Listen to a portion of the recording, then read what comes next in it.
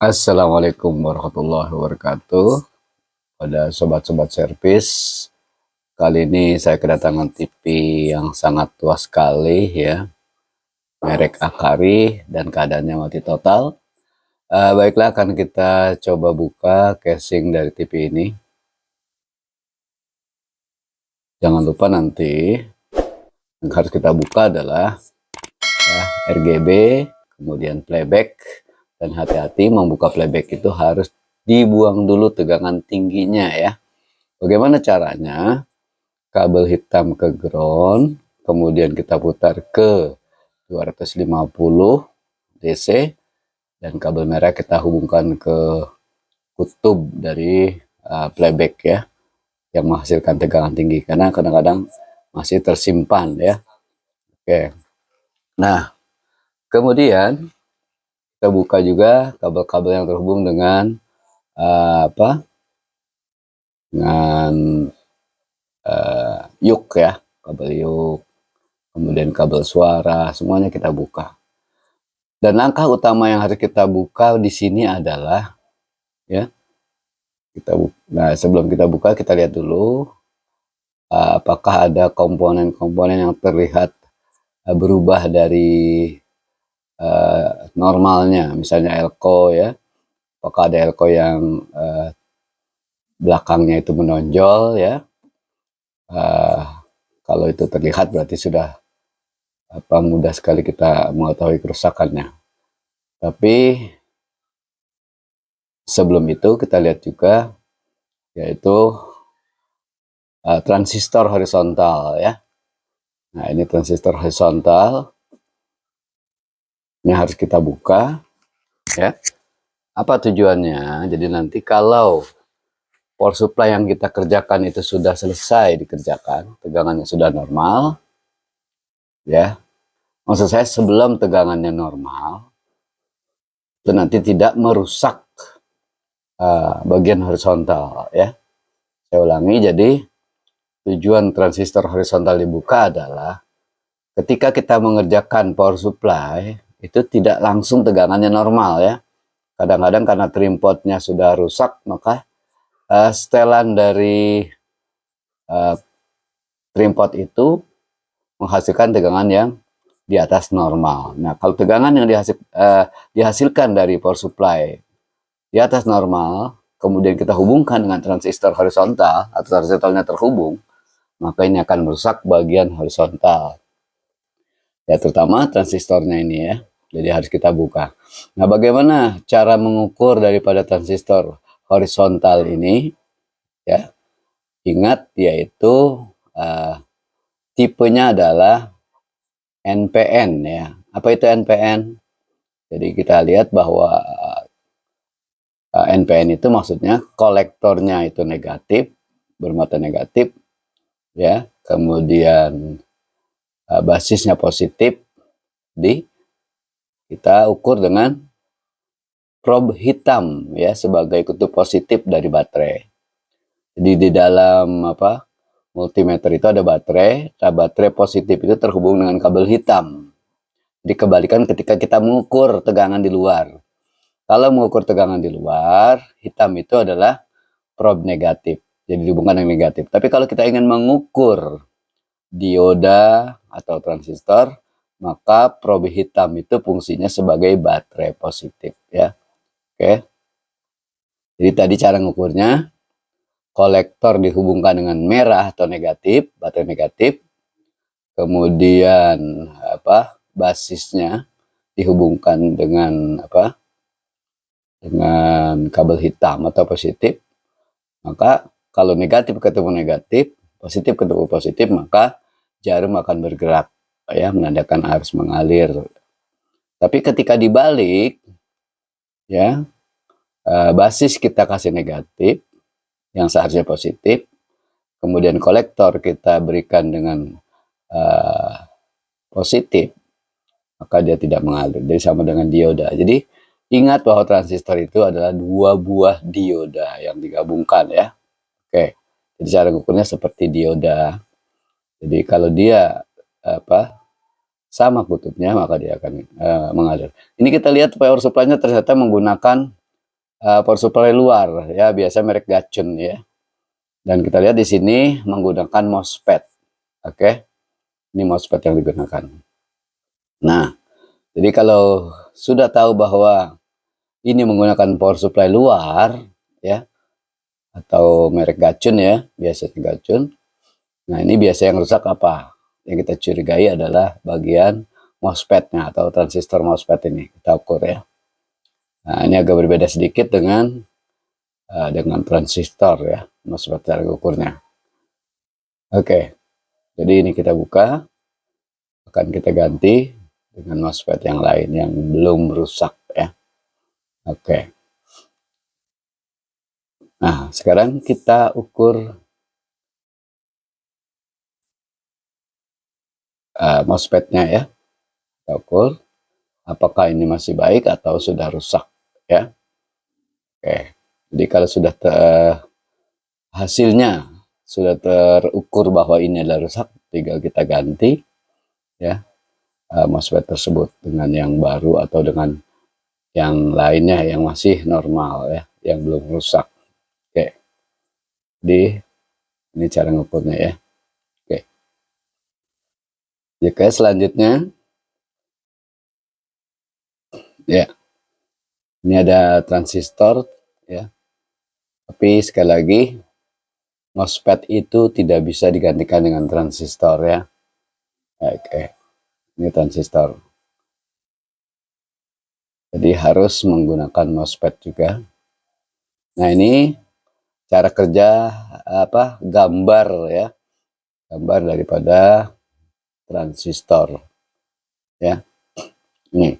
Jadi E itu adalah emitor, P adalah basis ya. Ada dua jenis transistor yaitu PNP dan NPN ya. Apa ciri PNP? Jadi basis B itu B-nya negatif ya kalau PNP ya. Sedangkan kalau NPN maka basisnya adalah positif. Oke. Ini NPN, sebelahnya PNP begitu. Oke. Jadi cara mengukurnya kalau PNP maka positif atau kabel hitam probe hitam atau positif kita kasih di emitor. Nah, ini kita buka power supply luarnya atau gacunnya kita ganti. Yang rusak yaitu bagian tadi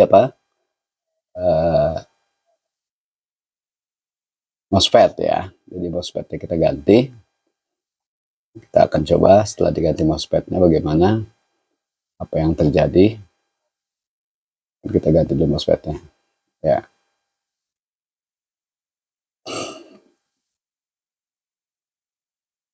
Ya, ini transistor ya. Jadi jangan digunakan transistor, tapi harus MOSFET. Nah, setelah itu kita harus mengukur juga bagian listrik atau sumber listrik yang ada pada elko ya. Elko yang tegangannya 400 volt ya. Biasanya di regulator TV ada yang 220 ya.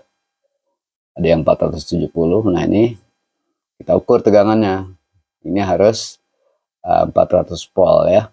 Tegangannya 400 volt. Ya lebih sedikit atau kurang sedikit nggak masalah. Tapi kalau terlalu sedikit kecil ya, ini tidak bisa bekerja dengan normal. Nah, di sini kita pakai batas ukur 250 ternyata lewat. Ini menandakan bahwa tegangan dari elko besar ya, elko 400 volt ini normal ya. Ya kira-kira sebesar 400 volt. Oke. Nah, kalau tegangannya sudah yakin normal, artinya ini sudah bisa kita hubungkan dengan power supply luar tadi, gacun ya, eksternal. Nah, bagaimana caranya? Yang negatif kita hubungkan dengan negatif ya. Nah, ini masih tersisa, jangan lupa dibuang. Dibuang tegangan yang tersisa, harus yang tersisa pada elko besar tadi. Karena kenapa dia tersimpan? Ya karena belum digunakan ya. Jadi arus yang ada pada elko tadi yang elko 400 volt ini harusnya belum dipakai ya untuk menggerakkan gacun tadi, makanya masih ada. Nah, jadi cara membuangnya tadi seperti itu ya. Kita ambil lampu, kemudian kita hubungkan, boleh terbalik karena ini AC. Nah, ini cara memasangnya. Cara memasang regulator atau power supply eksternal ya. Jadi negatifnya dihubungkan dengan negatif, kabel merahnya dihubungkan dengan kaki trafo ya, trafo input yang paling ujung. Tapi kita buka dulu ya, kaki-kaki yang terhubung trafo. Ini cara memasangnya. Oke, nah ini MOSFET-nya 06 N90G ya. Itu MOSFET yang digunakan pada power supply ini, pada gacun ini ya. Itu dia, bisa dilihat nomor daripada MOSFET yang digunakan. Oke, nah sekarang kita ukur setelah gacunnya dihubungkan dengan sumber tegangan ya 400 volt tadi dan trafo, maka kita ukur tegangan pada keluarannya ya output dari power supply ini, yaitu ada elko yang tegangannya itu sekitar 160 volt ya. Biasanya ada yang 33 mikro ya, ada yang 100 mikro ya. Nah, itu tegangan power supply itu sekitar 115 volt. Maka kita gunakan batas ukur 250. Ya, jadi batas ukur itu harus lebih tinggi sedikit daripada yang diukur. Nah, ini yang diukurnya adalah 115. Nah, cara mengukurnya, kabel hitam atau sebagai negatif dari alat ukur ini hubungkan ke ground ya. Groundnya itu boleh di kabel atau di mana saja.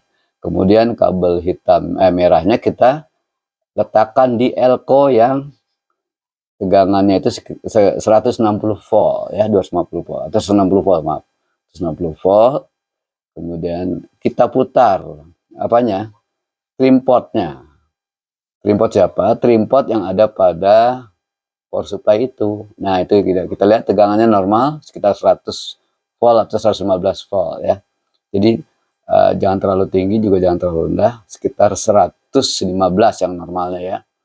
Untuk mesin rata-rata mesin ya, kecuali yang 29 itu sampai 135 volt. Di sini untuk 14 dan 21 in hanya butuh tegangan 120 volt. Jadi kita putar trim pot yang ada pada gacun. Kalau diputar ke kiri itu tegangannya bertambah, jadi berlawanan ya. Diputar ke kanan tegangannya malah turun. Nah, setelah tegangan power supply sudah normal 115 ya, tegangan gacun tadi, ini menandakan bahwa boleh kita coba ya. Nah, kita lihat tegangannya. Oke, sekitar 115 volt ya. Oke, 115 volt tegangan dari gacun yang sudah kita ganti MOSFET-nya tadi ya. Jadi yang rusak itu MOSFET-nya. Nah, setelah yakin tegangannya normal, baru kita hubungkan dan kita rapikan juga ya. Kita rapikan letak dari transistor MOSFET tadi. Nah, lebih bagus lagi kalau MOSFET ini kita pisahkan dari bodi mesinnya ya, ground daripada mesin TV ini. Kenapa? Karena kalau dia terhubung ini akan merusak bagian lainnya ya. Jadi alangkah baiknya kalau MOSFET-nya ini kita pisah dari dari pendingin yang ada pada mesin TV. Jangan lupa pasang mika ya. Ini kalau kita lihat dia harus menggunakan mika. Ya, fungsinya adalah menghindari hubungan singkat dengan ground ya. Jadi tidak boleh, karena ini kolektornya ya, tidak boleh terhubung dengan ground ya. Oke. Jadi lebih bagus lagi kalau kita pisah sebenarnya. Kita pisah MOSFET dengan bodi. Nah, kalau seperti ini boleh, tetapi ingat jangan sampai baut itu ya terhubung dengan pendingin ya. Jadi lebih bagus sebenarnya kita letakkan di luar ya. Mungkin kita coba dulu apakah normal. Jadi sekali lagi perlu diingat ketika kita memasang gacun di bodi itu harus tidak boleh terhubung ya antara bautnya itu dengan ground yang ada pada mesin TV. Jadi maka lebih baik kalau kita pisah saja ya. Untuk memasang gacunnya itu dipisah dari bodi mesin TV, itu akan lebih aman dan lebih awet ya. Oke, gitu kira-kira ya. Oke, nah nanti langkah selanjutnya kalau pemasangannya sudah selesai, baru kita solder tadi ya. Transistor horizontalnya kita solder ya. Nah, kita lihat apakah TV-nya langsung menyala. Ya, oke. Kita akan coba di sini. Ya, ternyata ini memang lebih bagus kita pisah tadi pendingin dengan ground mesin ya, kita pisah karena kalau dia terhubung berarti akan merusak MOSFET itu. Nah, kita lihat di sini apa yang terjadi. Apakah TV ini sudah menyala? Sobat servis, ya ternyata sudah bagus ya. Nah, kalau gambarnya berkedip itu kenapa? Karena memang frekuensinya beda. Jadi kalau kita lihat secara langsung tidak berkedip ya. Tapi kalau dia berada di kamera handphone dia akan berkedip. Oke, berarti TV akar yang rusak total tadi, yang rusak adalah bagian power supply, terutama di bagian gacunnya. Terima kasih atas semuanya. Jangan lupa subscribe, like, share, and comment ya. Nanti akan kita lanjutkan dengan kasus-kasus yang berbeda. Sekali lagi, terima kasih yang sudah menyaksikan video ini. Bagi yang ingin bertanya boleh kontak langsung ya ke Nauri Geboy Service 081 383 122 838. Oke.